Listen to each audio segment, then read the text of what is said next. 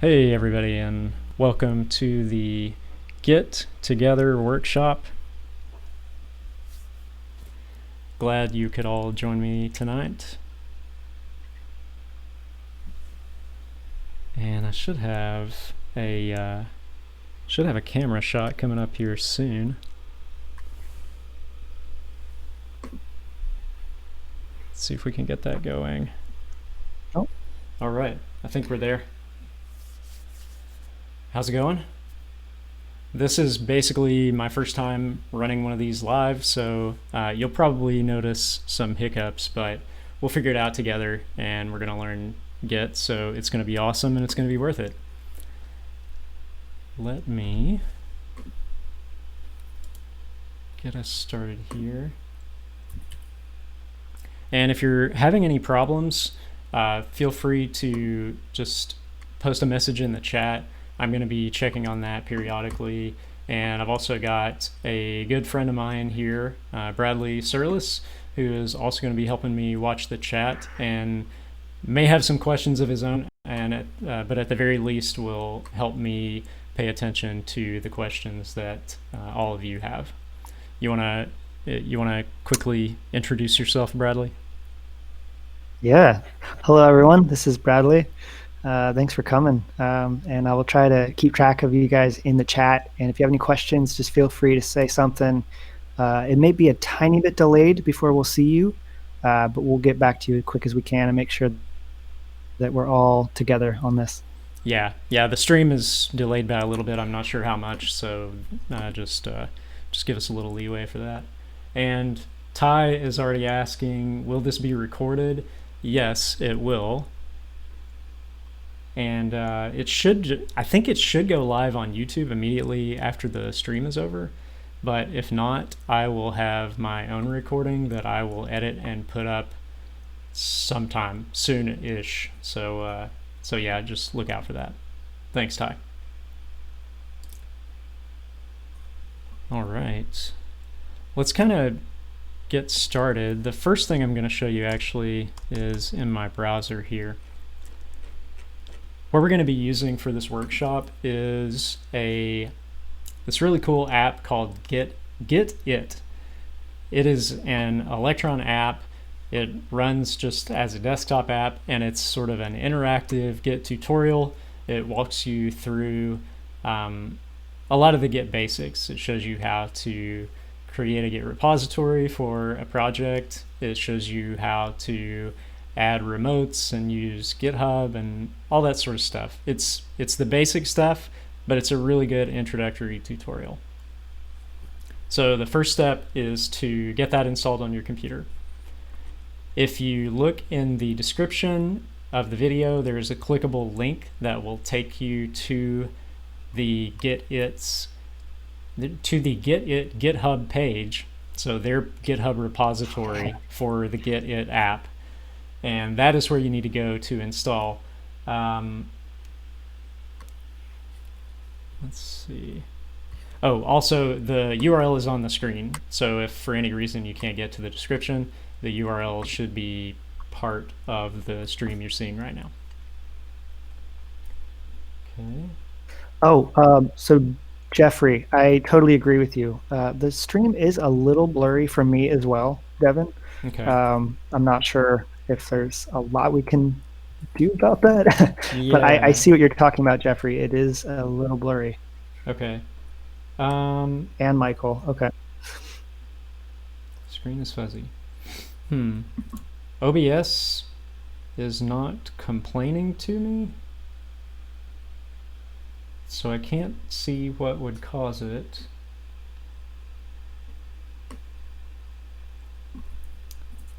And I don't know if I can, I don't think I can like change my resolution midstream.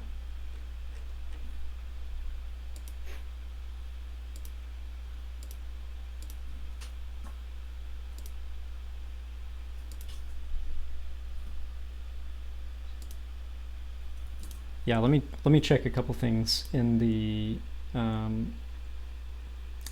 stream control room and see if YouTube has anything I could Okay, do with Philip. that. Philip, we're looking into getting it a little less blurry. Just a second. Yeah.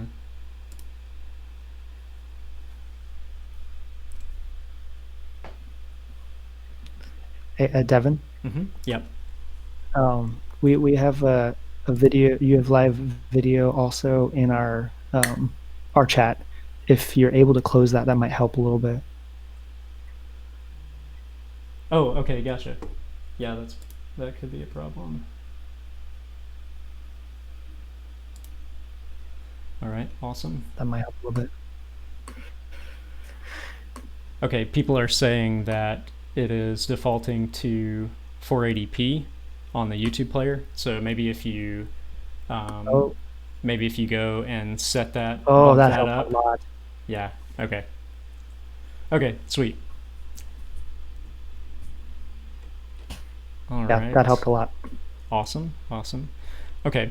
So I am here at the Get It page, and what we're going to do here is on this second, well, I guess it's like the third navigation bar across the top here, where you have commits, branches, packages, releases. We're going to go to releases.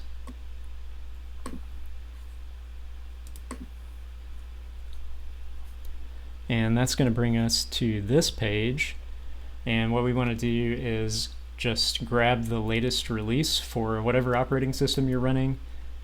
They have binaries for Linux, Mac OS, and Windows. So you can just click on one of those. This is the latest release, 4.4.0.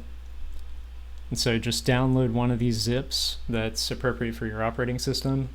Then you're going to unzip that, and you can either run that application where it sits after you unzip it, or if you want to move it somewhere else where you keep all your applications, go ahead and do that. But ultimately, we're going to unzip that and then run the executable or the app that's inside it.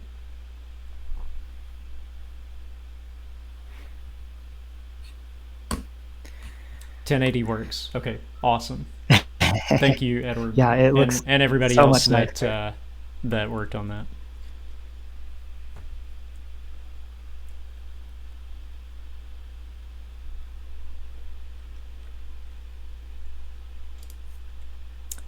Oh, another thing I wanted to mention is that if you're having trouble Get It downloaded, it's not a huge deal.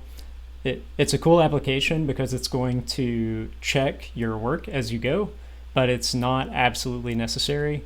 I'm going to have it open on my machine, and I'm basically going to read you and talk you through the exercises.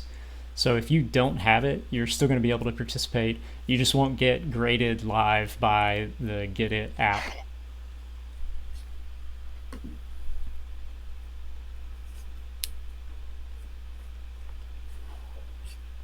Validation. Yeah, exactly. You won't get that Is there going to be instant validation. quick question from Yeah, Eric? sure. Is there going to be Git from the command line? Yes, you can. Yes. When you're doing these exercises, you can use your command line. There is an option to use GitHub on desktop. Well, I think what they but do is they suggest you install the GitHub desktop app, but I think everything in this workshop assumes that you're going to be using it from the command line. So that's what we'll be working with tonight. But the GitHub desktop app is sort of an easy way to install the command line tools across different operating systems. So they recommend that you install it that way. Yeah. Yeah, in the So lecture yes, we'll be we'll be using the command line. So you're going to get to be a cool hacker. Git bash, yes. All right. Yep, git bash. Okay, I'm gonna go ahead and move forward, just so people are not sitting around. But if you get a little bit behind and you need help catching up later, just let us know in the chat and we'll try to catch you up. Okay, so our first challenge, let me actually go back and show you what this looks like. This is what you're going to see when you first launch Git It, this section over here on the right of the screen. And it's basically just saying that this is a workshop about Git and GitHub. I'm going to go ahead and hit this Start Challenge 1 button. And that will take us into the challenges. So the first one is just to install Git. And then configure it. So we're going to add your name and email address to your Git client. I want to talk a little bit about what Git is and why you would actually want to use it, and what's cool about it. So if you're not familiar with it at all, I like to think of it as an insurance policy for your code. So imagine... We got some people who are still downloading it. Oh, okay. That's no problem. I'm going to do a quick intro to what Git is, so we'll have some more time. Sure. All right. Yeah, so an insurance policy for your code. So imagine you have a project and you want to make sure that you don't break that project in a way that you can never repair it again. What you might do is you might initialize it as a Git repo. And what that does is it places all the files in that directory structure, wherever that directory lives. It places them inside control of Git. And by doing that, you can work on a feature maybe, and maybe your project has, it could have 5 files in it, or it could have 100 files in it. And one feature you build, it might touch only 1 file, or it might touch 10 different files. So you can work on that, and then you'll save your progress on those files, but then you can also commit those changes to your Git repository. And that sort of creates a snapshot. And when I was talking to Bradley about it earlier, he said he thought of it as like a save state in a video game almost.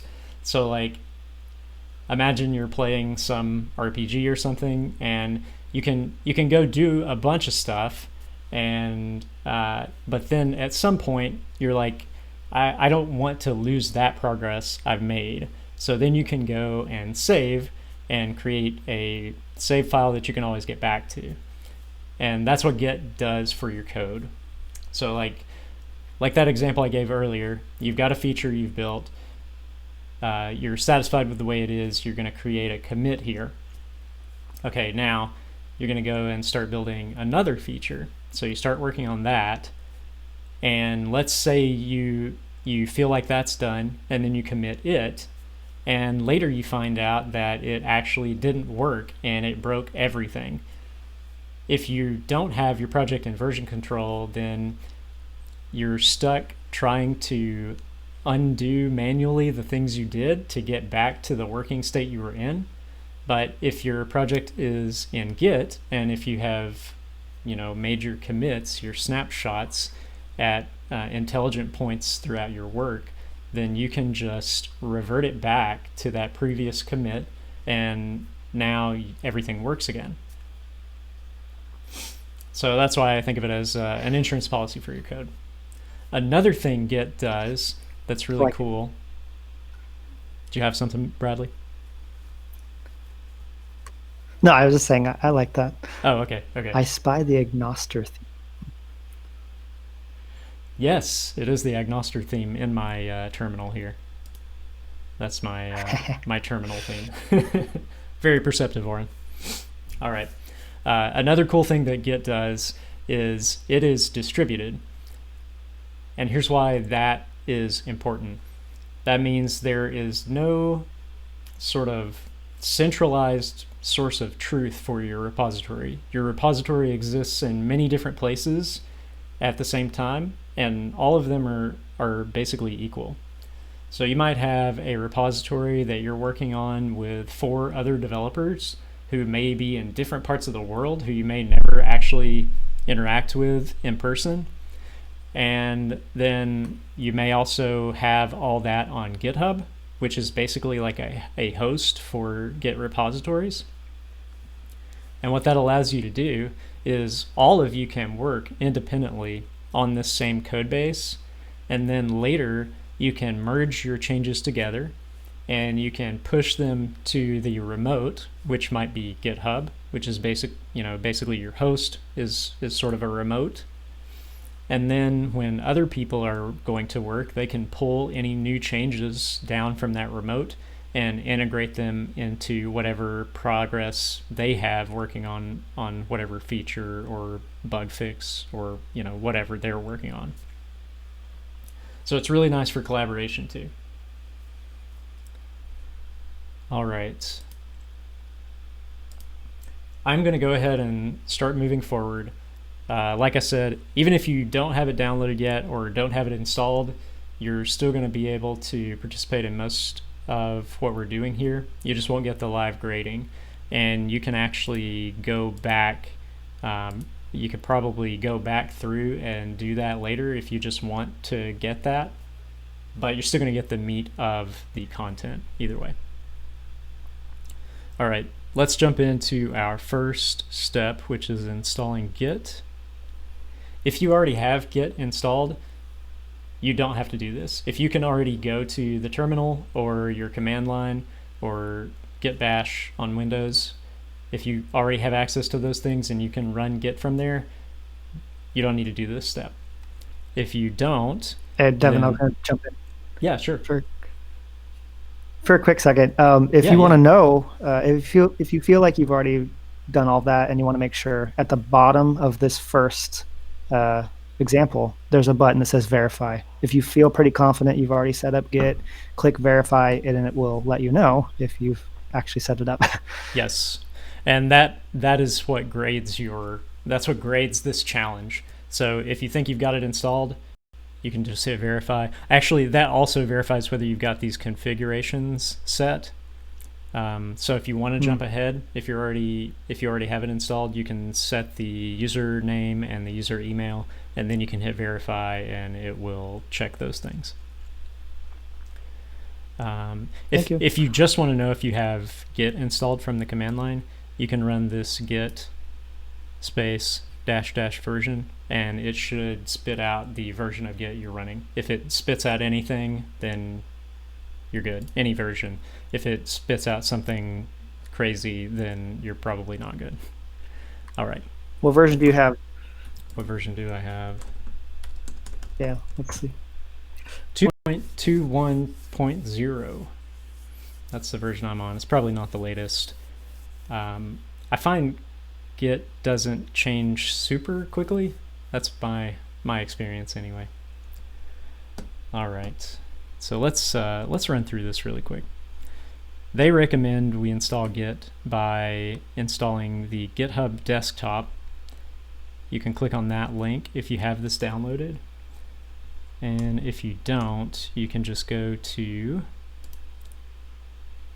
this page, desktop.github.com. Excuse me. And that will give you a big purple download button for Windows or Mac. If you happen to be here and you're using Linux, you will probably use your package manager, whatever package manager comes with your distro, to install Git.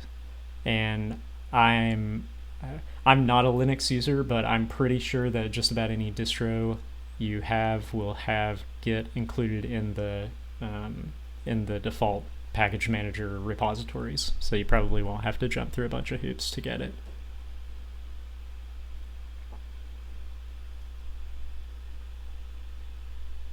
All right, so I'm going to go ahead and do this on my Mac. This is going to be slightly different on Windows.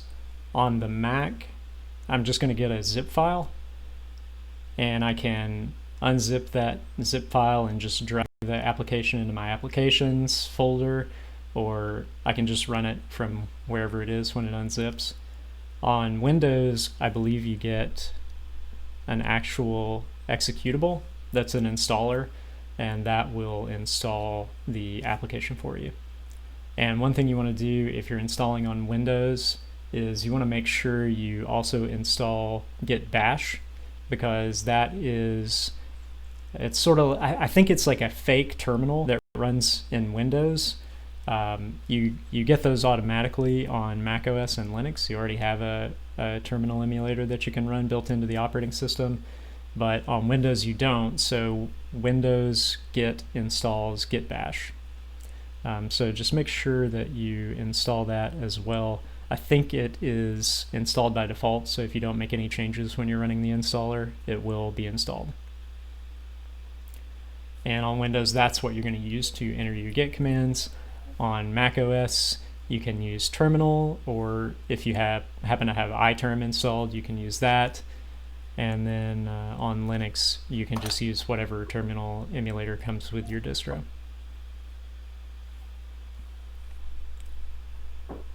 Okay, I have this I have it downloaded now. I'm going to go ahead and unzip it.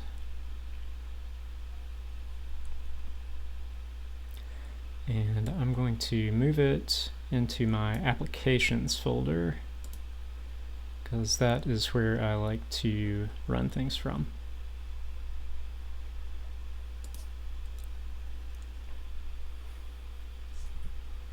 Okay, and I'm going to flip back over to Git because it has some pretty nice instructions on what to do from here. So here we go. Windows, use the Git shell for your terminal. And then on Mac OS, what we have to do is we have to open this GitHub Desktop app.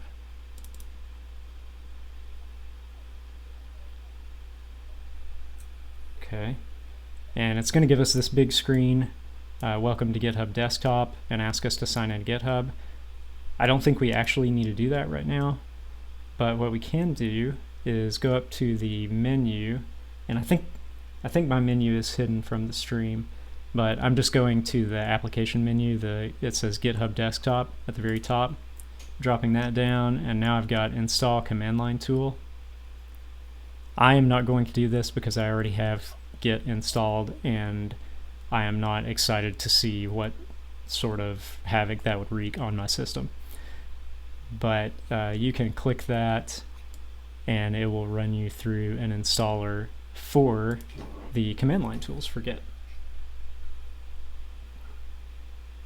Hang on, Devin. Yeah. Philip is saying, missed where to get the Windows Git Bash gizmo. Oh, gotcha. It should be. Actually, you know, I may be getting this confused with the official Git window installer. Git shell should be installed when you install GitHub Desktop. Try it out and tell me if that's the case, Philip. Tell me if you see the Git shell after you install GitHub Desktop. I don't even think you're going to have to launch it.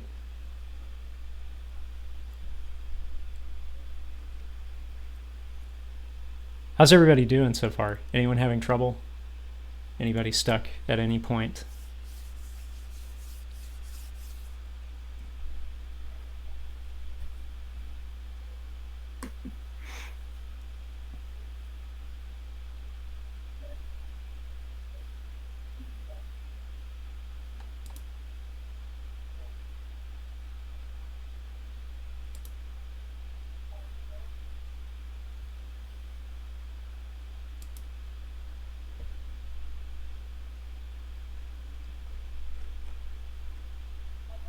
I appreciate all the activity in the chat. It's nice to have some people to talk to after basically not seeing or talking to anyone except for my family for a month and a half now. Yeah. Oh, yeah. We do have another comment. I'm lost due to my connection. Where is the link to be graded? I think that you're referring to Git, the application itself, which grades you, I guess you could say. Right. Where would you you need to download Git It, Yep. and it can be found. I'll put the link in here again. 1 second. Get it here. Is downloaded here. You're going to follow this link, and under the Releases tab, you'll select whatever operating system you're working with, whether that's Windows or Mac OS or Linux. You click it there, you download that application and Get It. That'll be used to grade, if you will, if you've completed the exercises.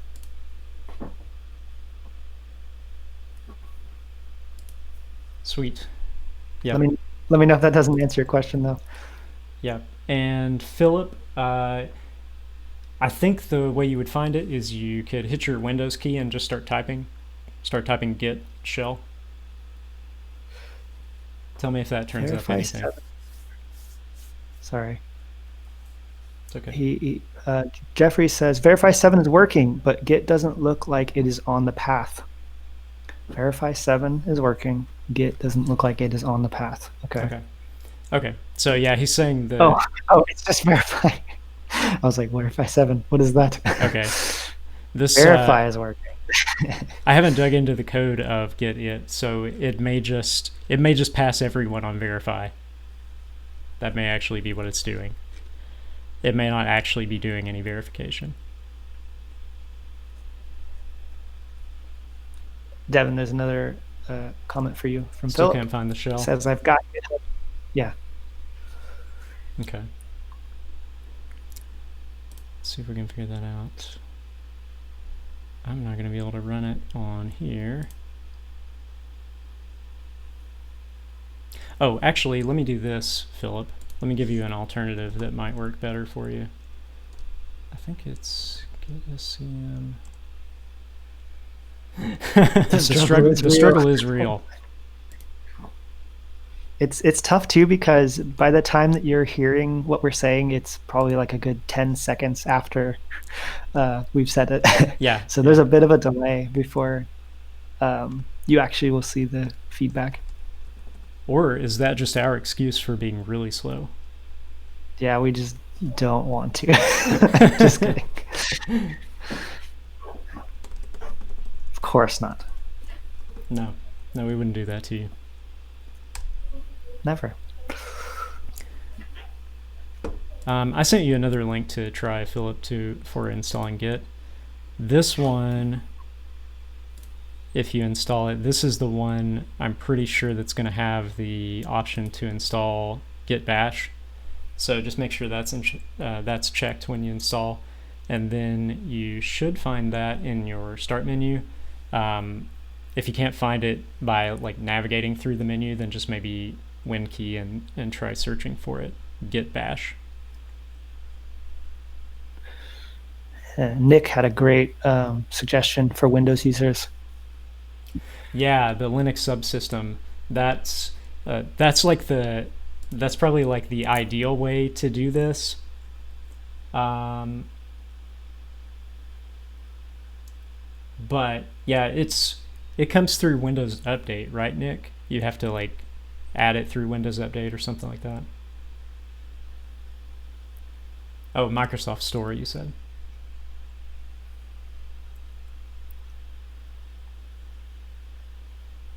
That's no problem, Philip. We don't mind to help. All right. So I'm gonna move forward a little bit. Once you have Git installed, and Get It and Get It installed. Well, you don't have to have Get It installed, but you're going to set your name and your email, and these will be attached to any commits you make. That becomes important when you're collaborating on projects, because it's nice to be able to go through the log of commits and see who made various commits, so that you know who to blame for breaking the software. All right. And it's pretty simple the way you do it. I'm also not really going to do this step because I've already got this stuff set up, but you would just do git config and then you do -- global, and then user.name to start, and then in quotes, needs to be in quotes, you're going to put your name. If you're not familiar with terminal or command line, it does not matter that this is breaking across 2 lines. It will be a single command. My name will not have a carriage return in it or anything like that. This will just work. So you just do that, and then the next thing you're going to do is the second command to set your email. So you're going to do git config global user.email, and then just your email address here.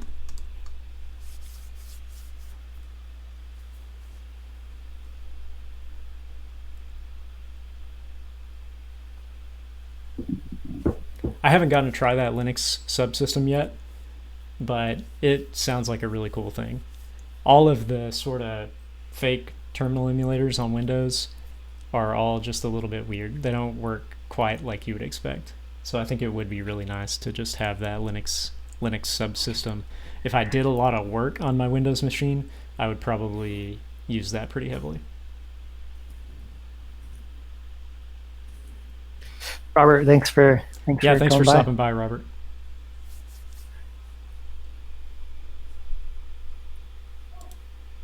All right, I'm going to go ahead and verify this. Hopefully it verifies. Email added, name added, found, git installed. Should be good. Okay, so now we can come up here and go to our next challenge, which is making a repository. Yeah, so I touched on this a little bit earlier in the intro. It says a repository is a collection of related items. In our case, when writing software, it's a collection of files related to a software project. You can imagine it as a project folder with all the relevant files inside it. In fact, that's what it will look like on your computer. I feel like I do need to make the distinction that it's not a repository until you initialize Git, and that's what we're learning to do in this challenge. So just the folder where you have your project, it's not a repository in the Git sense until you take this action to make it one. Fortunately, it's a super easy action. Same here, Nick. I have tried Linux at different times, and it's just, I love it. It's just too fiddly.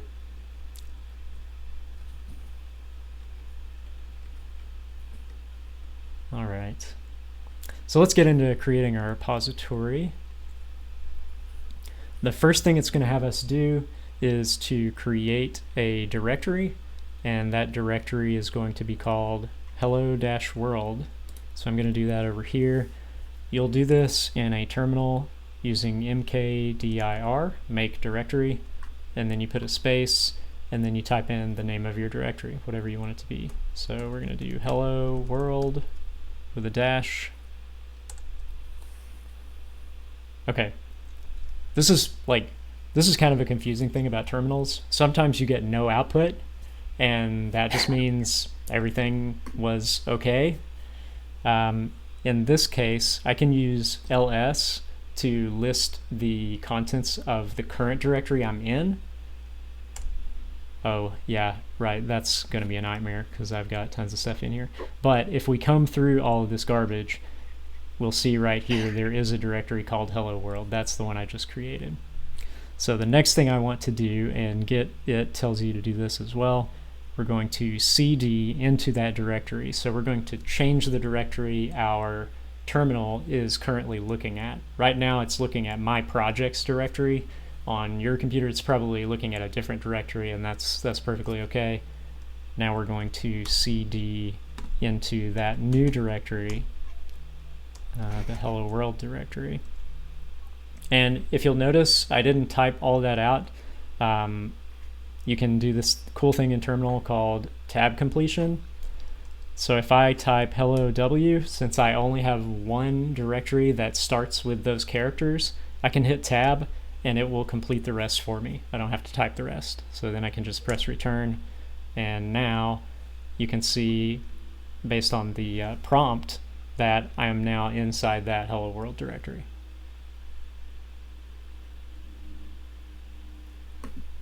Oren says there is a handy Git cheat sheet extension on the Chrome Web Store. I was trying to find a thumbs up emoji. It took me a while. Any emoji cheat sheets on the Chrome Web Store? Yeah. Not this one. Not this time. All right. So we're in the directory we're going to be working in. This, for the purposes of these exercises, this is going to be our project directory. We're building a fake project here just to sort of test out Git and see how it works. The first thing we're going to do, and this is the first thing you'll do with every project you'd like to have under Git version control, we're going to run git init, which will initialize a Git repository in this directory. And this time we actually do get some output that tells us that we succeeded at doing the thing we wanted to do. Initialize empty Git repository in, and then it gives me the path. And if you'll notice, one cool thing is that I don't know a lot about the guts of Git, but I do know that everything happens in this .git directory. If I list the contents of this directory, you're not going to see that because it is a hidden directory. Since it starts with a dot, any file or directory in Linux, Unix that starts with a dot is understood to be hidden, so the operating system doesn't show it by default. If I do ls and then space -l, it will show me everything, including my hidden directories. Oh, it did not do that. No, I'm sorry, ls-a. Mm-hmm. There we go. A for all. So this is showing me everything. The dot is the current directory. That's meaningless. ... means I can go up a directory from here. That's also sort of meaningless. But .git is actually a hidden directory that's inside this project now. That was created when I ran git init. And one thing you might notice on my terminal, we're not going to go through how to do this tonight because it's sort of a different topic, but this portion after the directory name shows me that I'm in a Git repository. So that was not there before I ran git init, and you see it is there now, and it's also telling me the branch, which is a concept we'll touch on later. But basically this whole section says, yes, you are in a Git repository. Now, since I know that all of the Git magic happens inside that .git directory, that means if I decide I don't want this to be under Git version control anymore, I can just delete that directory and then it's no longer under version control. So the way I would do that, this is not part of the Git it exercises, but I'm just telling you this for your own edification. So rm, that's remove, and then I need to do -r, which is recursive, and f, which is force. And the way I understand this is it means recursive, we're deleting a directory and all of its contents, and force, that means we're just doing it, we don't care, we're just wiping everything out. So I'm going to do that for this .git directory. And watch, because the next prompt I get after I do this will not have that little Git section on it that says master and has the little cute guy and the branch icon. So watch that happen. Oh, or I could just do it wrong and it won't work. What have I done here?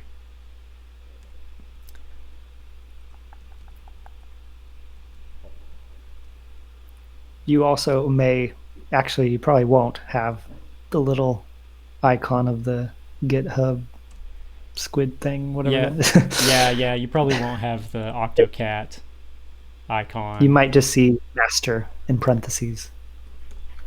Yeah, you might see that. You might not see anything. A lot of I think probably a lot of your default terminals are not going to tell you anything about the branch, and that's fine. You're still in a Git repository. Okay. This is failing, and I'm not sure why, and I'm not super inclined to figure it out right now because it's not part of what we're trying to do anyway. But if you delete that, actually, let's do it this way. I'm just going to do it the non-hacker way. Oh, I'll even do it in regular old Finder. Okay, let's go to my projects. Let's go to Hello World. Here's our Git directory. I'm just going to delete that thing. And now let's see what we've got over here. Okay, there you go. Now we are no longer in a Git repo. Now I'm just going to initialize it again. Okay, now we're back in Git. All right, so that is our second exercise here. This one wants us to select the directory we're working in, so it knows where to look to see if we did the work. So you just hit that, select directory. Devin. Yep. Philip's saying, at least for me, your picture in the bottom left corner is hiding what you're typing in the console. Hiding what I'm typing in the console. Let me see if I can find a better place for that. I don't see it from my screen, but it's possible for some different views that it might be cutting it off. Let's see if I can move it to the top right, and let's see if that helps any. Okay.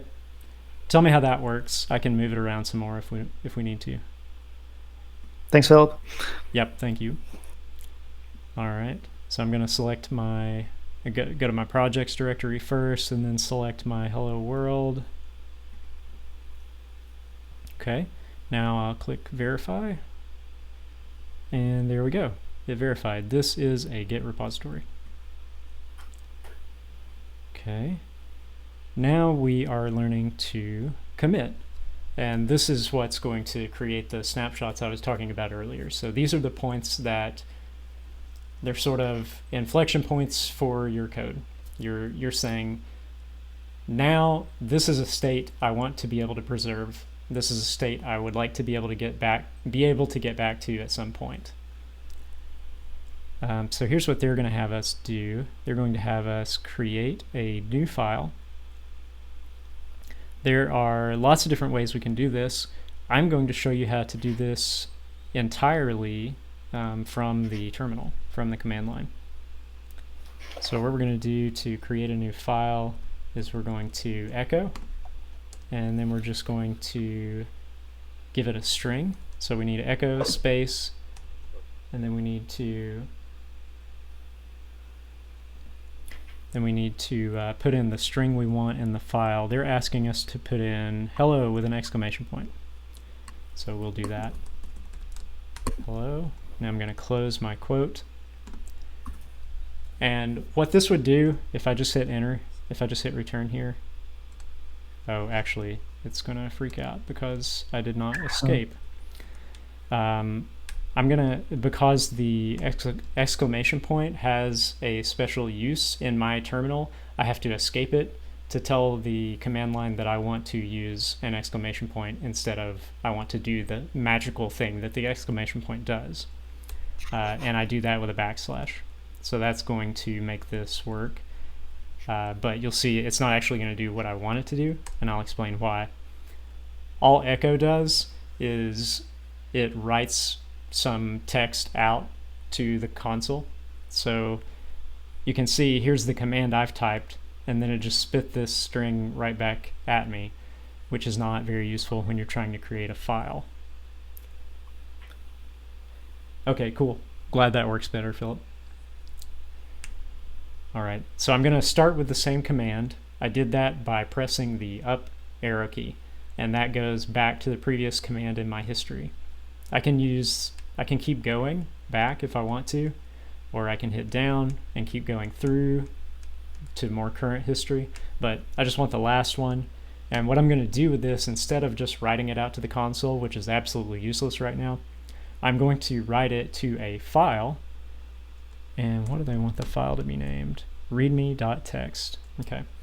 This caret, facing to the right, angle bracket, whatever you want to call it, means that I'm redirecting the output of this command to a file. And I'm going to redirect that to readme.txt. Cool. Okay. One thing to notice, you might not see this on your terminal, but my little git tag here has turned yellow. That's a feature that I have added in my terminal that tells me there is something in the repository that Git doesn't know about. It's not added to Git yet, and we'll deal with that later. But that also tells us that the file exists, because otherwise what would have been added? So I'm just going to do ls to list the contents of the directory. And there we go. That is the file we wanted to create. So I know we have the file. I don't know if it has what we intended to put in it. And I can find out if it does using a little tool called cat.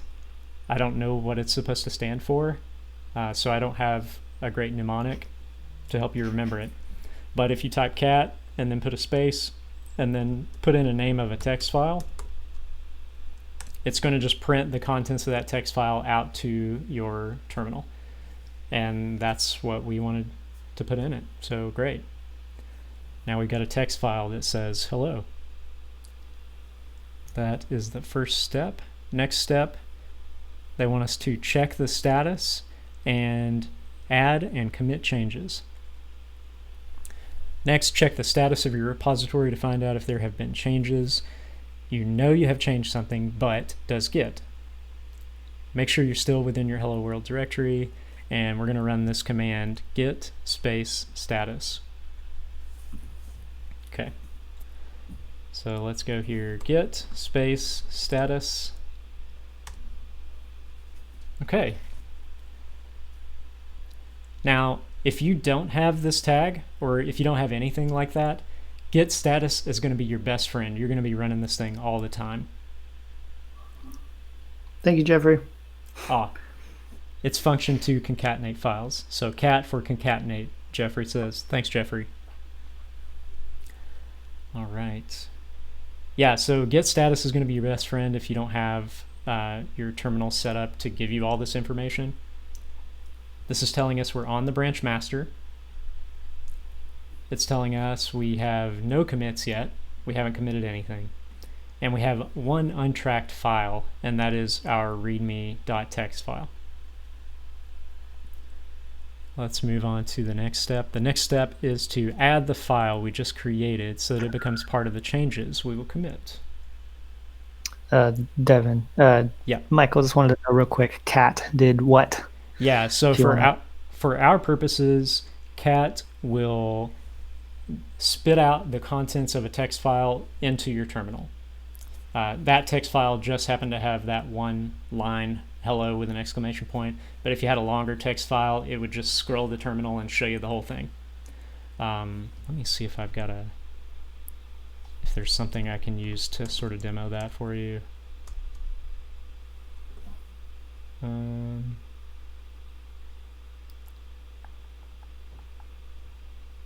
Oh, maybe there's a text file in here. Nope, no text. Oh yeah, well, okay. I'm going to print out the package.json of this Summer Jams project.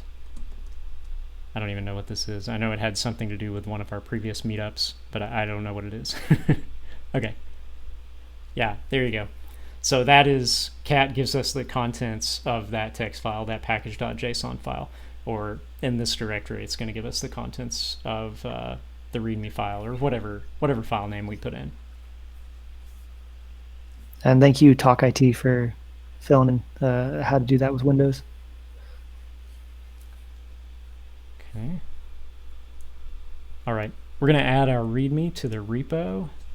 Git add README, and here's another case where I can use tab completion to be even lazier than I already am. Okay, now you will notice my tag has turned red. That means, for me, that means there are changes that are staged, which is what it's the term that's used when you have added new changes but you haven't committed them yet. So they're staged but not committed. We could also, if you don't have that on your terminal, which you probably don't, then you can also use git status, and you will see you're on branch master, which has not changed from before. You can see you have no commits yet, also hasn't changed.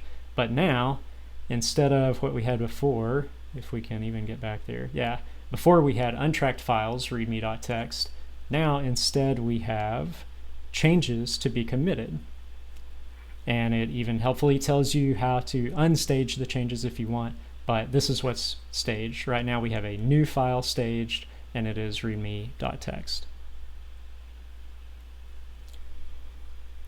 Now, next step, we're going to commit those changes.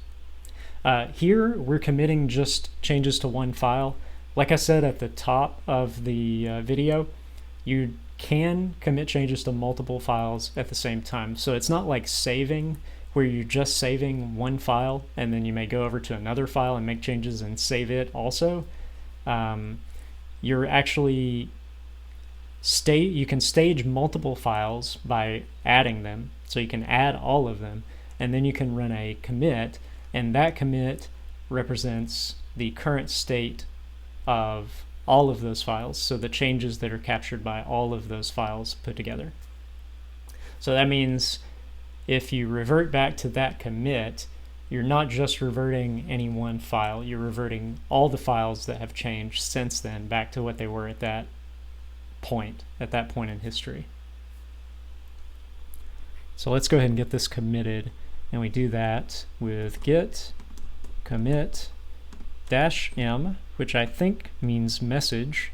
This is your commit message, and our commit message is going to be created readme. Then we get this helpful output that tells us the branch we're on. This is the commit hash, which is sort of a unique identifier for the commit. And then here is our message, created readme. Tells us we changed one file, we inserted one thing, and then this is like this is the permissions for that file, which is not something we need to get super concerned with right now. Also probably not something I'm qualified to teach you. All right. Now it wants us to make more changes.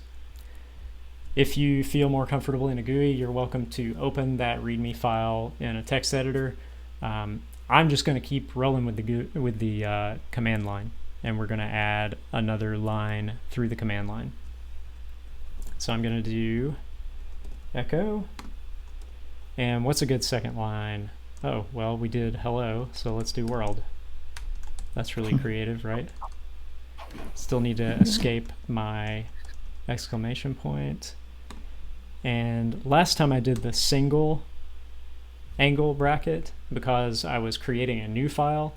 This time I want to append to a file, so I need two of these. And that's just kind of arbitrary. You just have to remember that if you want to use this. And I'm going to append to readme.txt.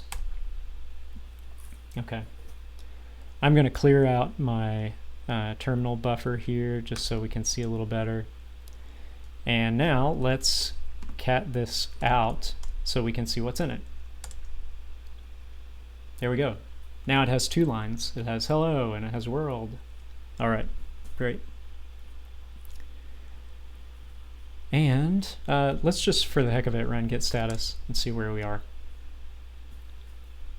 Okay, this is a little bit different. So I think last time when we had just started this README file, this said created instead of modified. So that's new. We're still on branch master. And we have changes not staged for commit. Yep. So that's where we are right now. And this wants us to look at a diff. And a diff is probably what you would guess. It's just the difference between two states of a file or of multiple files.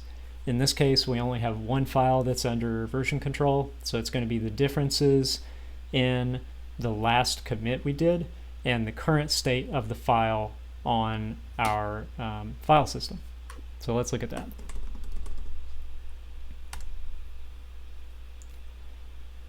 This is kind of hard to parse when you first see it, I think, but it's actually really helpful. So this is helpfully telling us that we are looking at a diff.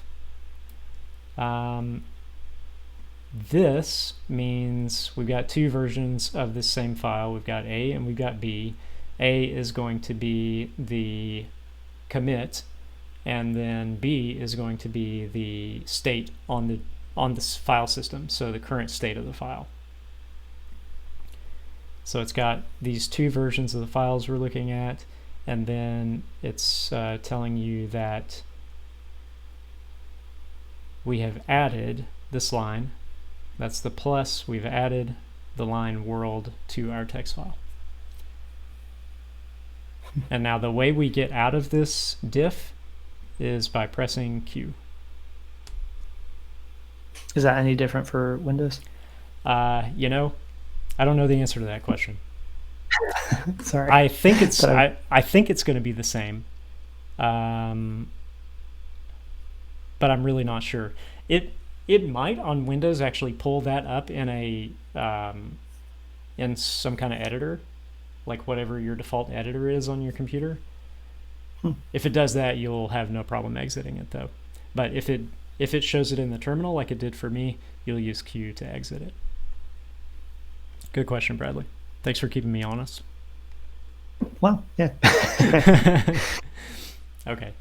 Oh, okay. Now, with what we just learned above, we're going to commit this latest change. So we're going to do the same thing again, which means we need to first stage it with add, and then we can commit it with commit. So let's focus on my terminal, git add, and we're going to add readme. I want to look at the status, just because I like to look at that pretty frequently. And now we can see the status is different than it was before. Before we had changes not staged for commit, now we have changes to be committed, so these changes are staged. Now, I'm going to commit, I'm going to give it a message. You always want to give your commits a message, and in general you want to keep them pretty short.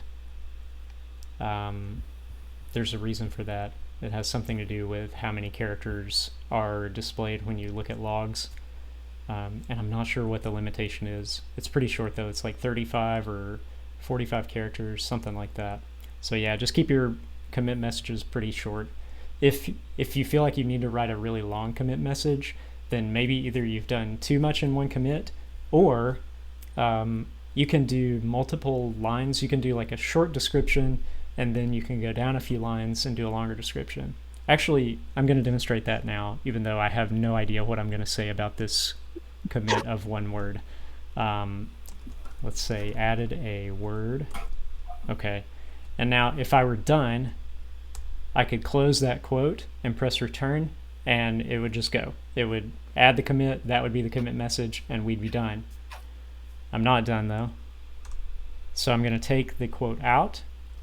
I'll press return again. Now I can type my expanded description of the of this commit. So I'm going to say we added another word to the commit because we're doing the Git It workshop, and it wanted us to. We're not quite sure why yet, but I'm sure we'll find out soon enough. Okay, then when I close my quote and press return, that's going to be the end. All right. And we should be good to verify this change now. I'm going to give it the directory. Oh no, I don't need to do that. It's already got the directory. Okay, so we're just going to verify. Changes have been committed. Fantastic. How's everybody doing out there? Everything going okay?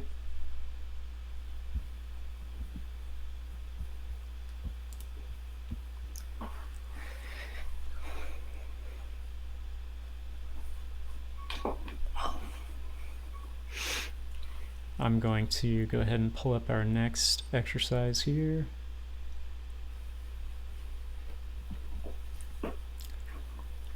All right. This one is going to have us create a GitHub account, and we're going to start using GitHub.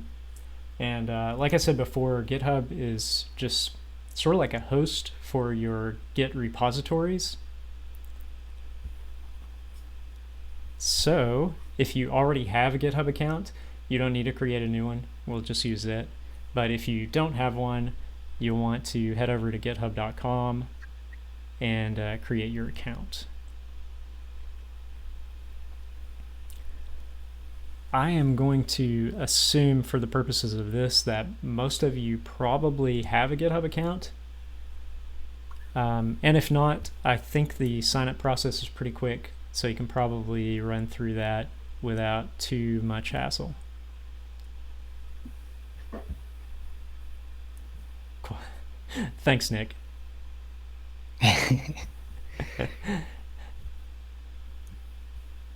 Okay. Michael's doing well. Cool.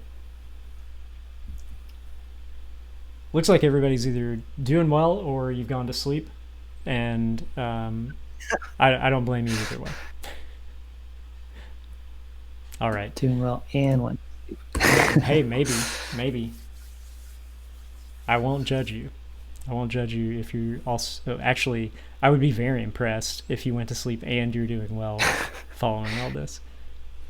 Okay. Pretty good.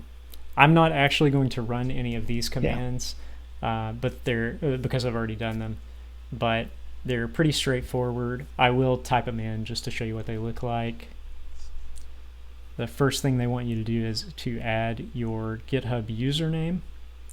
So you're going to do git config -- global. Oh no, Jeffrey still hasn't found where git bash got installed. And it's not coming up in the search either. Oh, installing Ubuntu. Okay.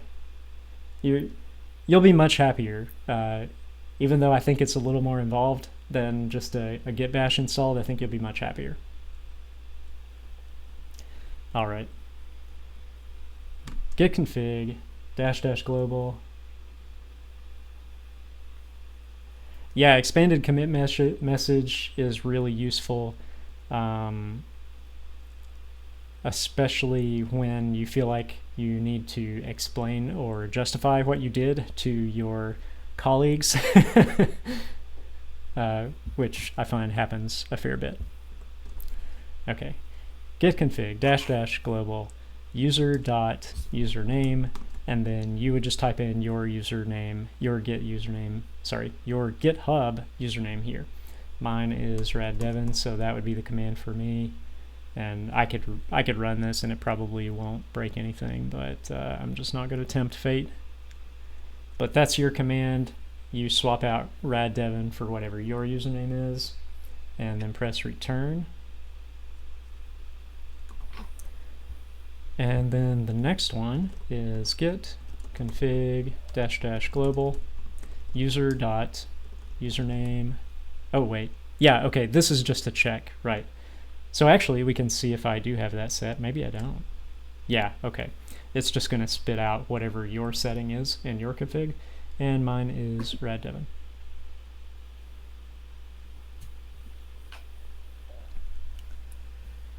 Okay. Yeah, this is a super simple lesson. Well, except maybe the GitHub sign up. I'm just going to go ahead and verify here.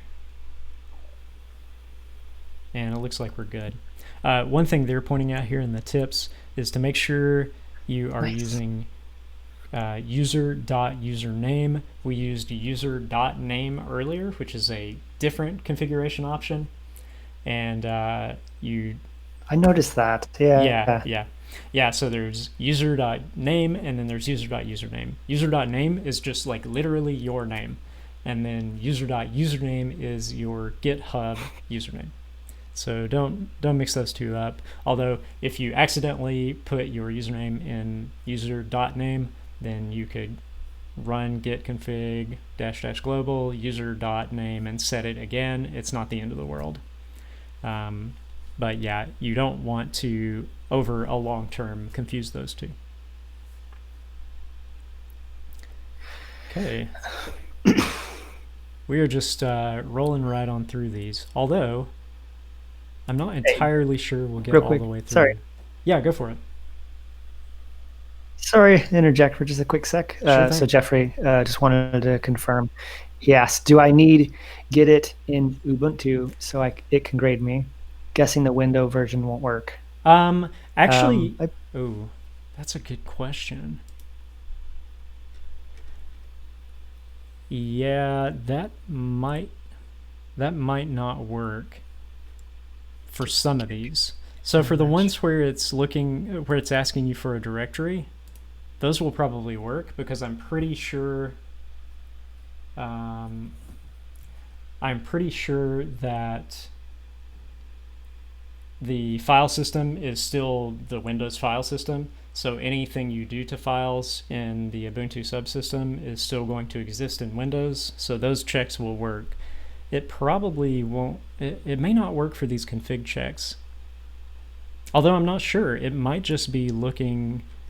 It might just be looking at the file where those configurations are stored, and in that case, it would work.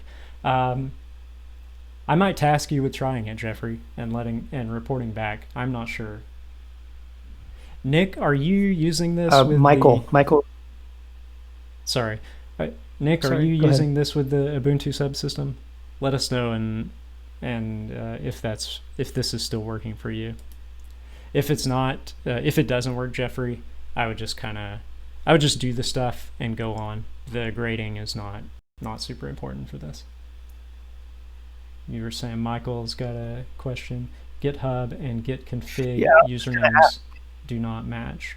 Michael, are you saying yeah. that your usernames do not match, or are you telling me that they don't have to match? I'll watch for your reply, but I'll keep going for now. Okay. We are on the remote control challenge.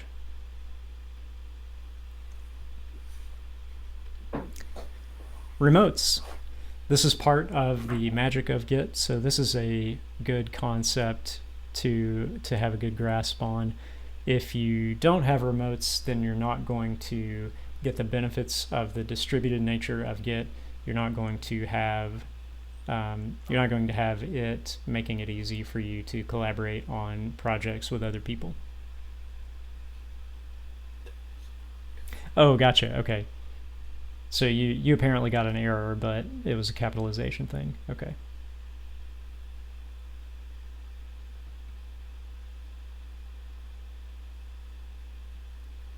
Okay. Nick says he is using the Ubuntu subsystem, and I assume Git it is verifying for you.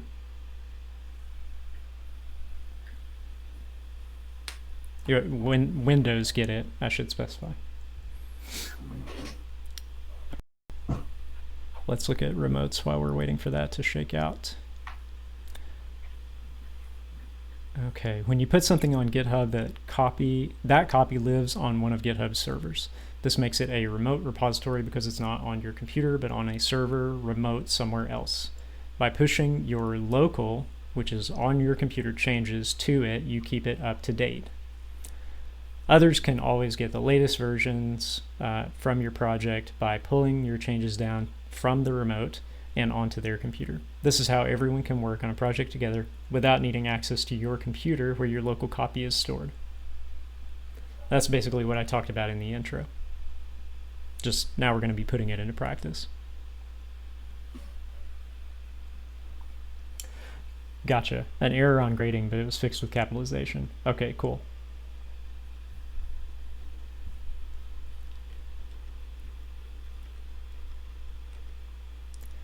Okay, we're going to create a remote repository.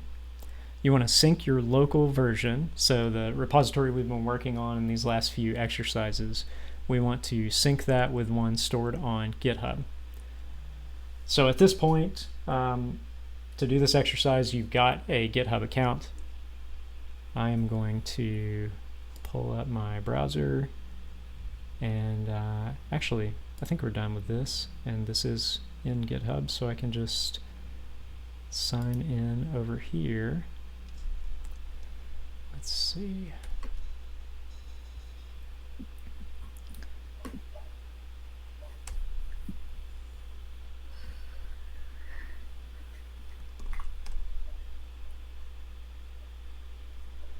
All right.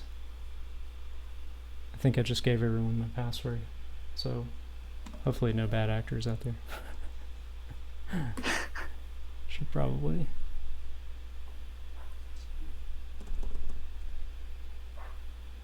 All right, let's see what we've got here.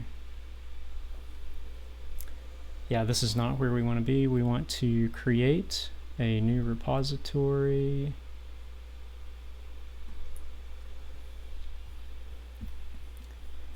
And what are we going to call this repository? Let's see what Git it wants. Actually, I'm going to pull this over to this half of the screen. Go to GitHub, log in, click the plus in the top right, and click New Repository. That's what we have done. Give it a name that matches your local repository's name. Hello World.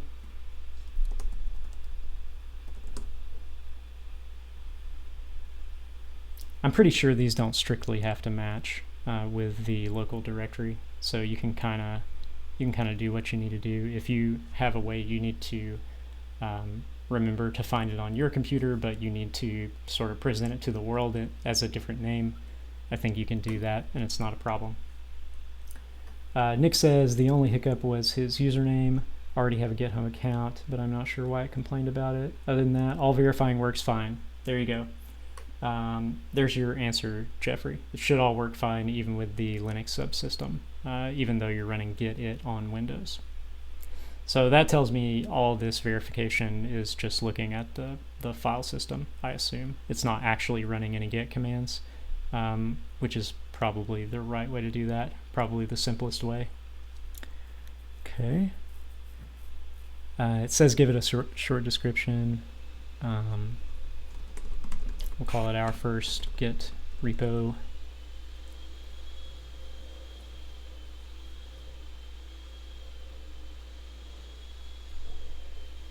And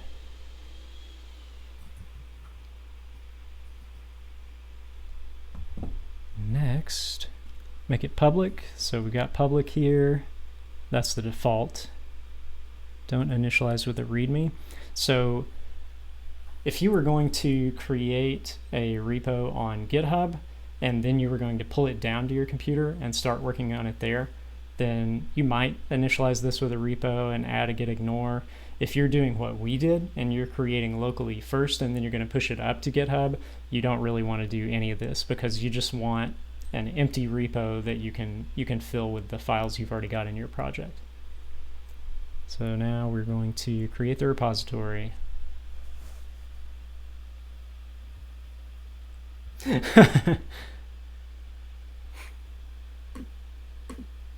Terrible actor, Philip.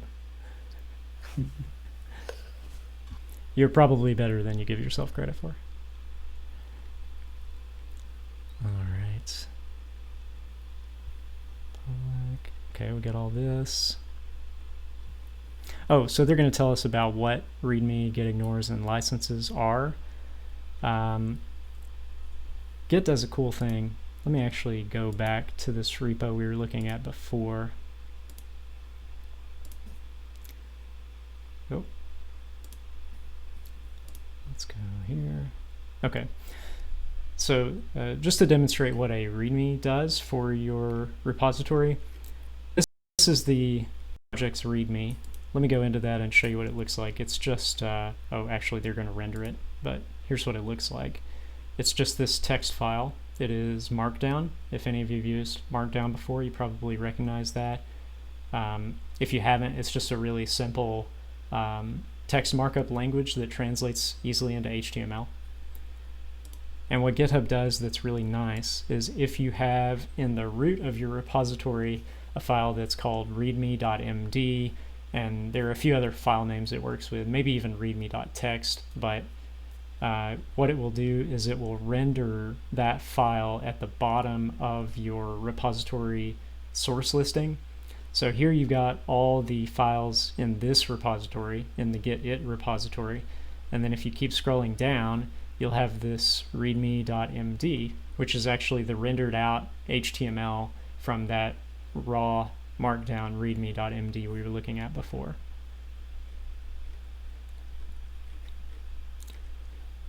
So that's really cool. It's a way you can document your projects, and it's immediately visible to anyone who visits your repo page on GitHub. So it's nice. It's handy. Not necessary for what we're doing right now. And then a git ignore is just a text file that lists every file that you want Git not to pay attention to. And it's really simple. It's just one per line. You can either list the whole file, or if you list a directory, it won't try to track anything in any of those directories. Really handy. And then the license file is so that you can tell people how they are allowed to use your code. If you're putting code in a public repository on GitHub, that means anyone can go look at it, and they may, if it's a project that's useful to them, they may also want to use it. Maybe it's a library that they want to integrate into one of their projects. And the license file will tell them what rights they have to use that and include that in other projects. So can I use this at all? Can I use this in a project I'm going to sell? If I use this, do I have to give credit to the person that made it? Can I modify it, or does it have to stay the way it is? There are all sorts of different licenses. They give you a website you can go to here, choosealicense.com, where you can go through a bunch of different licenses. And let me tell you, if you want to have a fun Friday night, go to Choose a License and just read some of the licenses. The MIT license, man, that is some fun stuff.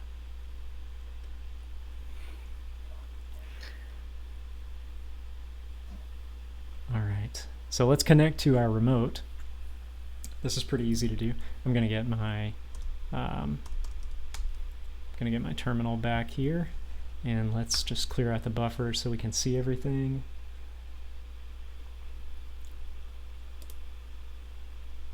To do this, we're going to type git remote add origin, and that is the name of the remote we're going to add. Now, the next thing we need is the URL from GitHub. So let's flip back over to our browser, and I'm going to switch to the tab that has my repository in it.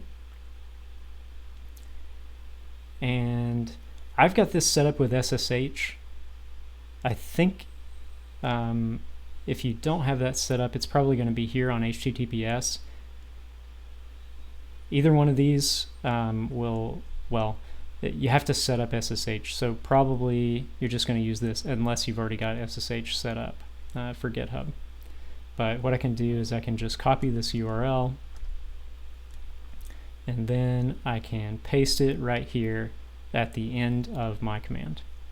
So this is going to add a remote to our Git repository. That remote is going to be called origin, and here is where that remote lives. So let's try that. Okay, looks like that's done. Your local repository now knows where your remote repository named origin lives on GitHub servers. Think of it as adding a name and address on a speed dial. Now when you need to send something there, you can. Okay, here's some extra instructions for Windows users. If you have GitHub Desktop, a remote named origin is automatically created in your local repository. In that case, you just need to tell it what URL to associate. So on Windows, if you installed GitHub Desktop and you try to add this origin, it's going to probably give you some sort of error that says the remote origin already exists, something to that effect. So what you're going to do instead is you're going to run this git remote set URL origin, and then you're going to give it your URL. So that will just attach that URL to the origin, or sorry, to the remote that's already there called origin. Question from Michael: how do you set up SSH? Do you gotta? Oh yeah. That one. GitHub has some pretty good instructions. I did it like 7 years ago, so to be honest, I don't exactly remember. I think it involves generating an SSH key and then copying the key and pasting it into the settings on your GitHub account. But let me see really quick if I can find some documentation for you. Oh, you found some? Okay, I'll let you paste a link in there if you found something. I haven't had a chance to look through it too thoroughly, but yeah. this is from GitHub. Cool. Oh, actually, that's probably for enterprise servers. Oops. Oh, okay. Yeah. Bad example. Let me get rid of that one. Hang on. Don't use that one. Use this one. This one should be. This one should be more helpful. We don't want to look at the enterprise version. Sorry about that. All right, that's cool. Yep. So that'll take you through it. It's not entirely straightforward, but I don't think you'll have too much trouble with it. Okay. Let's flip back over here. Now you want to push everything you've done locally to your remote repository on GitHub. This is something you'll do often so that your remote version is up to date and matching the state of your local version. It has a branching system so that you can work on different parts of a project at different times. And we're going to go over that later in the workshop. So the branch we're on now is master. I think I showed you that a little bit before, and you can see that if you type git status, it'll tell you on branch and then the name of the branch you're on. When you push and later pull from a project, you tell Git the branch name you want and the name of the remote that it lives on.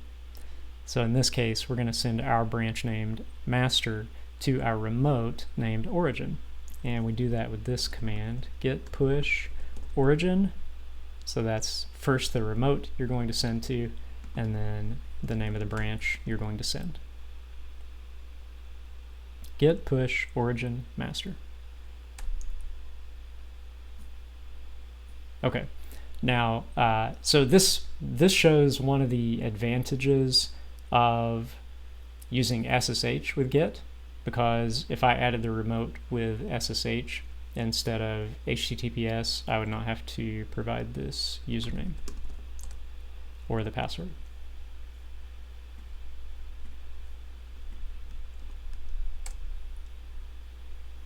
Invalid username or password, of course. Oh, it's because my username for Git is actually my email address. Let me see. I think I've got multiple email addresses in there. Nope, didn't like that. Well, this isn't the thing I thought would break the workshop. Oh boy. It's going to, though. Username and password.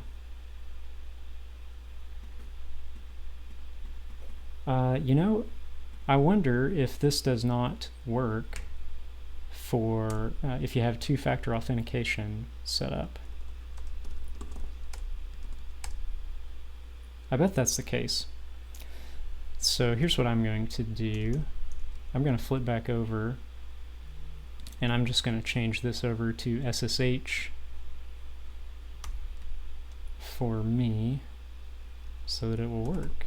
Git set, what was that command? Git remote set URL.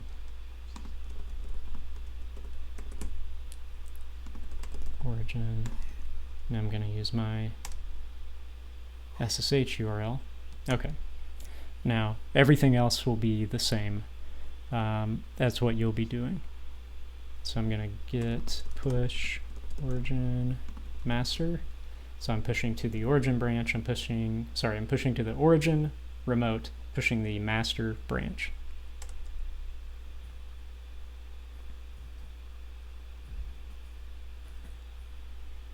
Okay. Looks like we were successful.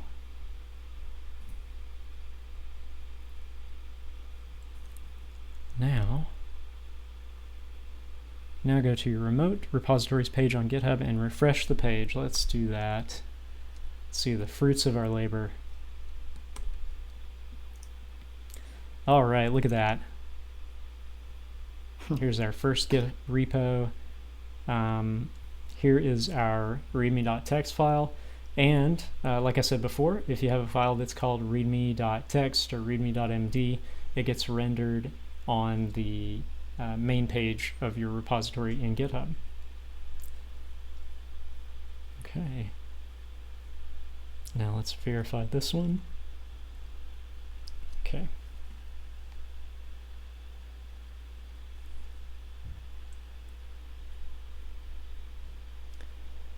All right. Before we move on to this next exercise, I'm going to take a really short break. Yeah, thanks for dropping in, Philip. Great having you. So I'm going to put this on hold for just a second, take a quick break, and I will be back and we'll finish out our last roughly half hour together. Thanks. So any of you who are still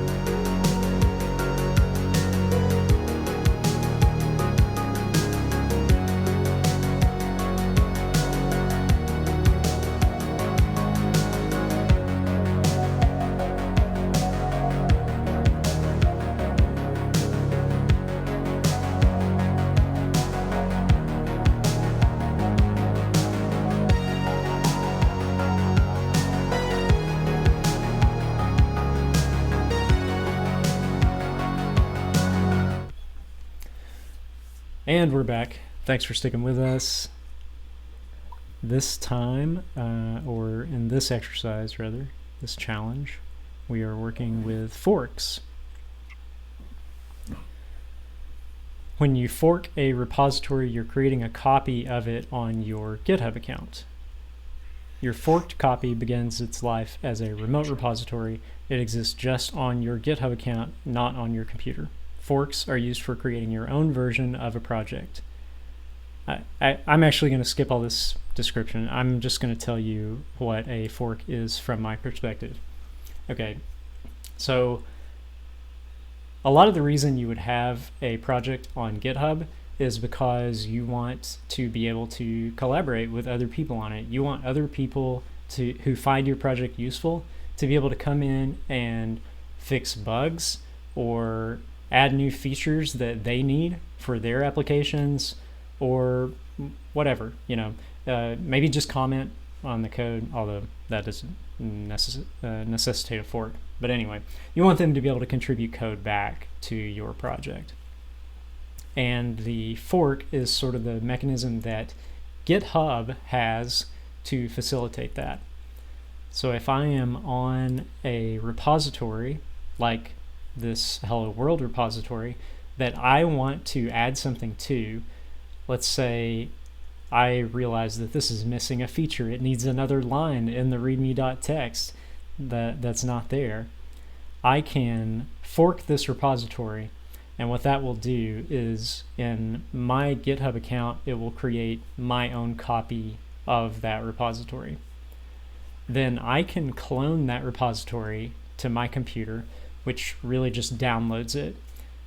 So this is sort of the opposite way that we set up the repository earlier. We started on our computer, and then we created the repository on GitHub, and then we pushed the code from our computer up to GitHub. When you fork a project, it will start out on GitHub, and you will clone it, which copies it onto your computer. Now, once you have it there, you can go in and make whatever changes you think it needs, and you can push those back up to your remote repository on GitHub. Once you've done that, you can then create a pull request. And what that's doing is you're asking the maintainer of the original project to integrate your code back into the main project. They will get a notification that they've got a pull request for a project, and they'll be able to look at your code and discuss it with you. If there's something about it that they don't like, or if they want to know why you did something a certain way, you can have that discussion. And then once all that dust has settled, if it's ending up in a state where they want it to become part of the main project, then they can merge your pull request and your code becomes part of the original project. So that is, in essence, why you would want to fork and sort of the whole process of contributing to open source. So let's run through this exercise and see what they're going to have us do. They've actually got a repository set up they want us to fork, and that is this github.com/jlord/patchwork. So I'm going to copy this and paste it in because my default browser is not Chrome, but I have it with the font bumped up really nice so you can see it. Okay. Oh, that's not what I wanted to paste. Okay, let's just type this in. github.com/jlord/patchwork. Here we are. This is the project we're going to fork. Let's go over here on the top of our GitHub window, just under the navigation, just under our profile pic there. We're going to have this fork button. And I'm a member of a few different organizations, so it's asking me where I want to fork it. Yours will probably just fork right away, but if I click this, it's just going to fork it into my account, which is the sort of the default behavior if you don't have any organizations that you belong to. and then you get this cool copying animation with the fork in the book. And now, excuse me, what we're looking at here is our forked copy of the patchwork repository. You can see that it's no longer under JLord, it's under me now, and yours will be under your account. And it tells me that it was forked from this. I can always go back and look at the original project if I want to do that. Okay, now we have the fork. That part's done. The next step is to clone it locally. So we could just work on it on GitHub. They've got a little code editor, but we don't really want to do that. We want to work on it on our computer. To do that, I'm going to flip over to my terminal, and I'm going to change directories. I want to get out of this project directory I created earlier because I'm not doing this inside the Hello World project. So to do that, I'm going to change directories, cd space, and the directory I'm going to change to is one directory above this one. The way you denote that is with 2 dots. So cd 2 dots takes me to the parent directory. So in this case, that's going to be my projects directory. Okay, there we go. So now I am in the projects directory instead of the Hello World directory. And one cool thing about cloning is that you don't need to make a directory beforehand. It will make a directory for you that is named for the repository you're cloning. So we're going to do git clone, and then we need the URL of our repository. And it's not this URL. It is, if you scroll all the way over here to the right, you can click this clone or download button, and then you can just copy this by clicking on that button. Now I will paste that in.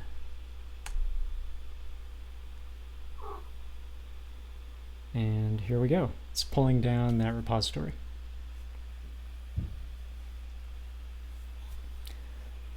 While that is happening, just to set expectations around this stream, I'm going to go until 8 o'clock, which is about another 20 minutes, and we'll just stop wherever we are then. I will probably try to finish this out with a video. It may become like, it may be released as sort of a 2-part effort, but we won't try to cover everything in this stream.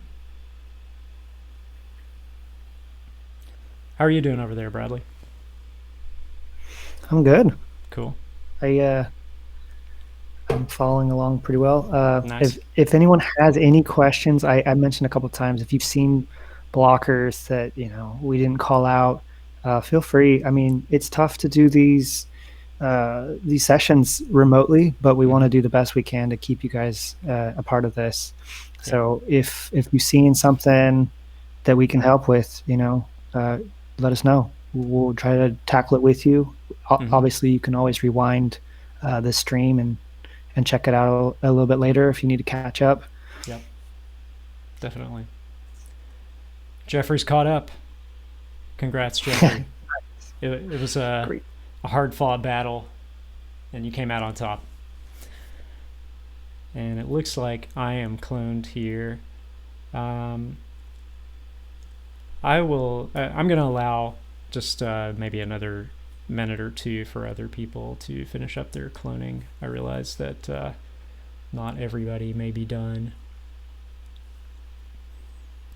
Any cool projects you're working on right now that you'd be interested in sharing? Bradley? That I'm interested. Oh, okay. Yeah. You don't have to. No pressure. The last thing that I had worked on was Well Wishes. You had checked it out with me. Just kind of like an anonymous, not anonymous, a encouragement app, which I think we all need right now. Yeah. I like the that chance idea. to. It kind of forces you to look at a new post each day and say, hey, offer this person some encouragement on whatever they've written that they're going through right now. Yeah. And if you do that, you can see who's written on your last post. So it's kind of like a give and take kind of app. Yeah. Yeah, Yeah. I don't know. I'm still working on it. Yeah. I love that idea. Like I feel like social networks in general are super focused on just obtaining some sort of status. Like on Instagram you want to get I don't even know, likes on your photo, I guess, hearts or something. I don't know about Instagram. But on Twitter you want retweets and likes, and of course likes on Facebook. It's just all about gaining some sort of status, and to have a social network that's more about actually building people up in a meaningful way instead of giving these quick endorphin hits, I think is a really cool idea. And like you said, especially for right now. All right, let's move on. None of this, I don't think anything we're doing here is super tough for the next couple of minutes. So if you're still pulling down the repo, I don't think you'll have much trouble catching back up to us. Now, what we want to do, so I mentioned that creates a directory named for the repo that you're pulling down. But what it doesn't do is it does not put you in that directory. So you still need to change directories, cd, into your new directory. All right, I'm going to clear out my buffer here. I am doing that on my Mac with Command K. If anybody else has interested in doing that, it's not necessary. I just like to have the big blank open space. Okay, now you've got a copy of the repository on your computer, and it's automatically connected to the remote repository on your GitHub account. So if we type this command, they're giving us git remote dash, not remove, remote dash v. It's going to show us the remotes. So we have a remote called origin, and here's the URL for it. And that's both where we're fetching from and where we're pushing to. So both directions of the origin remote point to that same place. Okay. Connect to the original repository. What if the original repository you forked happens to change? You'll want to be able to pull in those changes too. This is useful if you're trying to contribute back to a project. You're going to have to integrate your code into their code. So if you submit a pull request and their code has changed dramatically, 74 bots on Twitter. Yeah, I would say I'm running about that same percentage, Jeffrey. Yeah. So yeah, if you're contributing to a project and you're going to push up this pull request and say, hey, bring my code into the project, you want to make sure that your code will merge with whatever the current version of the project is. You don't want them having to clean up your pull request. So by connecting back to the original remote, you can always keep the original project current and make sure that your code is integrated into whatever the current revision of that project is. So that's what we're going to do here. We're going to add that remote, git remote add upstream. That's just what we're naming this remote. The other one is called origin. This one's called upstream. It doesn't have to be, but it's sort of a convention. So we'll stick with that. And then here we already know the URL. Will it let me copy it? No, it won't. It doesn't want me to copy and paste out of Git for some reason. https github.com/jailord/patchwork.git. Okay, now let's list them out again. All right, looks like it got added. We have origin and we have upstream.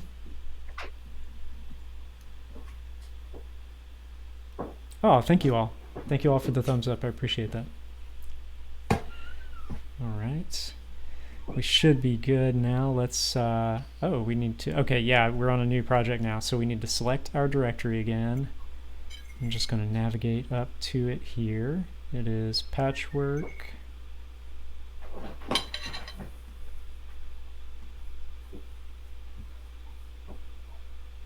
And let's verify. We are verified. Okay. We're good.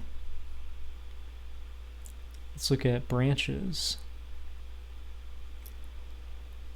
Git repositories use branches to isolate work when needed. Okay, again, I'm going to skip all this and explain it to you the way I understand it, which is probably entirely wrong, but it's worked out so far. So the way branching works, a branch, you can use it for a lot of different things. One of the most common ones is to add a new feature. So if I am working on a repository, and it's especially important if a lot of other people are working on this repository with me, then when I start a new thing, a new project inside that project, like I'm going to add this big feature, it's a good practice for me to create a new branch. What that will do is that will leave the master branch pristine in the state it was already in, while I do my experimentation or work on my new feature over on another branch that is not interacting with the master branch. And they've got a little visualization here.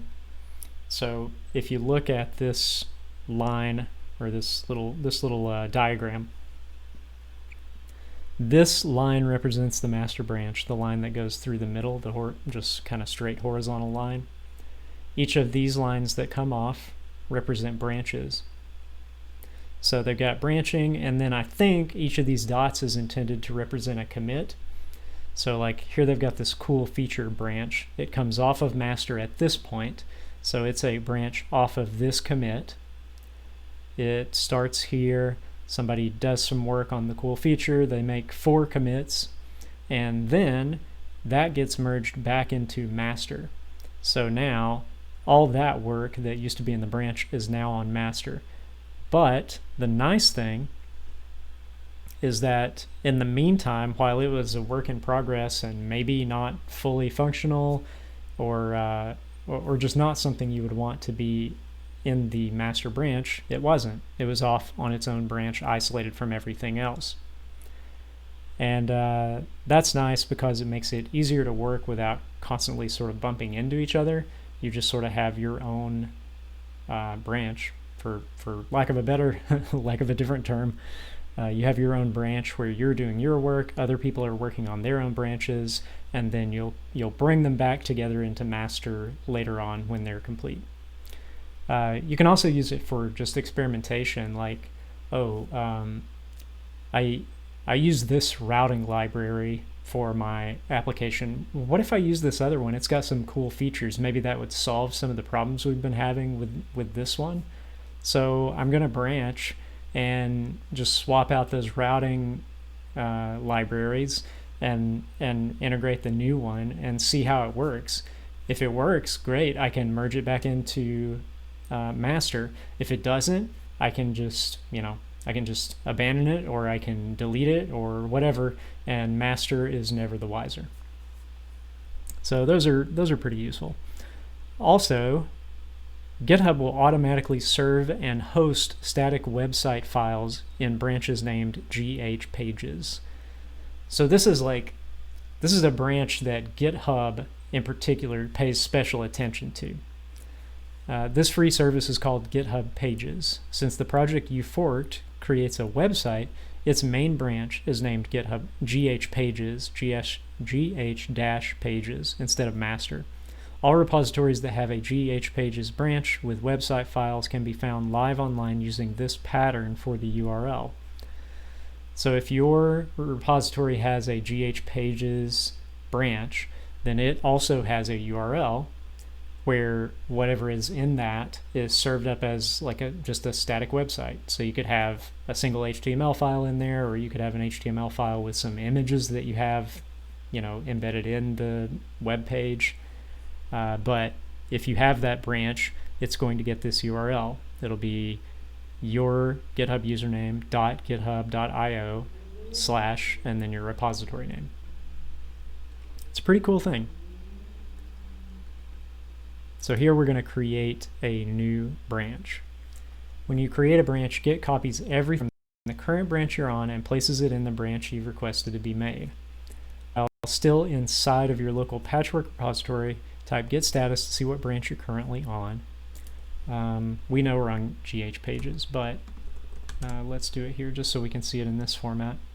On branch GH pages. There we go. And now create a new branch and name it add-username, where your username is your username. Okay. And the way we do that is with this git branch command. So we're going to type git branch, and then it should be add-raddevin, or your username. Not all. Don't everybody make a branch called add-raddevin, although you could. It wouldn't hurt anything. Okay. Branches are case sensitive, so name your branch exactly the way your GitHub name appears. And now we have a branch with a new name that is identical to GH pages. They mean the branch is identical, as in the source files are identical, not that the name is identical, of course. To get into that branch and work on it, you check out a branch. Git checkout, and then add raddevin. Now I am on that new branch. If you don't have fancy stuff going on with your terminal and you want to verify, you can use git status, and you'll see on branch and then your branch name. I just want to show you a really quick trick here that sort of combines those two steps into one.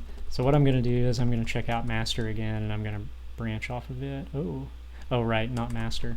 Git checkout GH pages. Let's go back here. Oh crap. Pages. There we go. Okay, now I want to create a new branch, and I know I immediately want to switch to that branch. Here's how I can do both. Git checkout -b, which I'm not sure why they chose B, probably because something else was already taken. But git checkout -b, which tells it I'm going to create this branch and check it out. And we'll just say test branch. Okay, so you can see that branch did not exist before. Git checkout -b created and switched me into the branch. So now if I run git status, I am on the branch, test branch, which did not exist, got created, as well as checked out, all in one command. So yeah, that's just a cool tip to make things a little bit easier for you. And now we're going to switch back over to the add raddevin branch. And I think I'm going to finish out this challenge, and then we'll go ahead and call the stream for now. We are going to create a new file named add-username.txt, where username is your username. Okay, and then just write your GitHub username in it. That's it, and that's all. Okay, cool. So this is going to be pretty easy.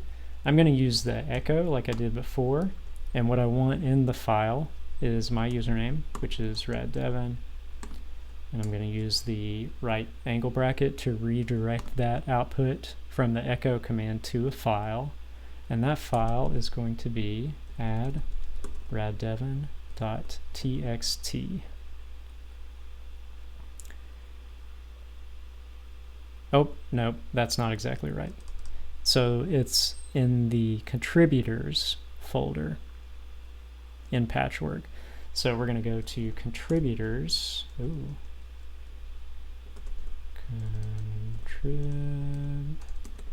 Contributors slash, and now add raddevin.txt. Okay, that'll get it into that file inside that folder they wanted it to be in.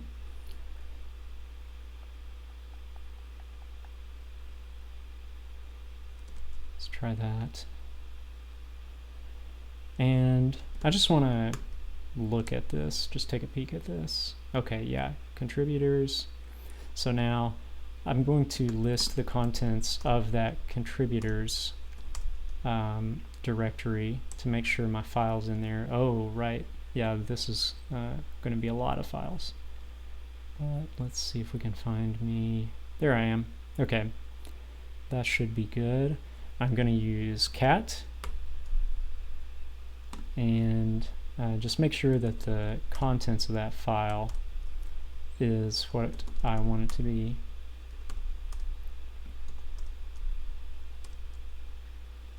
Looks good. Just my username. Okay.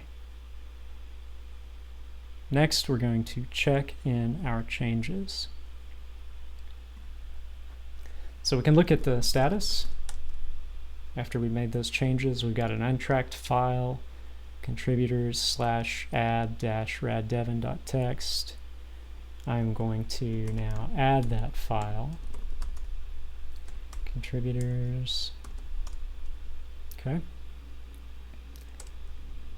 So now it's staged. And the next step is to commit it. Git commit. Give it a commit message. And they're saying to just do this. In the real world, that probably wouldn't be a great commit, but we'll just go with it here. Okay, now we are going to push it to the origin remote, which is our remote on GitHub. So that's our fork. And we need to tell it the branch name.